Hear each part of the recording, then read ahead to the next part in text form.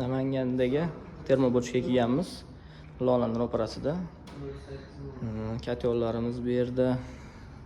Dimoxodlarimiz uchun krepleniyalar, отстойнийлар, mana krepleniyalar boshqachalari, garelkalar, tentlar.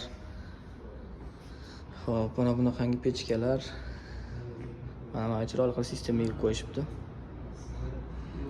Mana bu katyolimizdan obrazezga tushunmaganlar uchun dimoxod qanday bo'ladi, sistema qanday qiladi, bыстрый montaj, fankoller hamma yo'g'i tushuntirib, hatto elektrik katyollar ham yordamchi qo'yib qo'yishdi.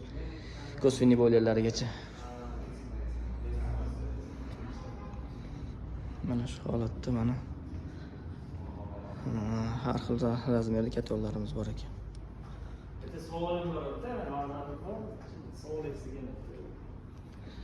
Bu yerda mana pechkalarimiz, dekorativniy termobochkalarimiz. İchiga tushib, yopib, sauna qiladi. Zota Optimus.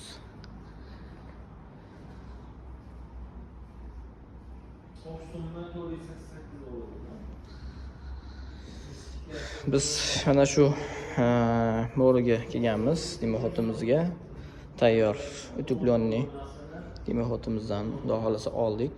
Katyollardan olib ketgan edik. Dimoxoddan oldik. 7 metrga mo'ljallab oldik, xudo xolasa. 7 metrga chiqishi заводской, hammasi utepленный, mana shunaqangi qalin holatdagisi $480 ga to'g'ri kelyapti.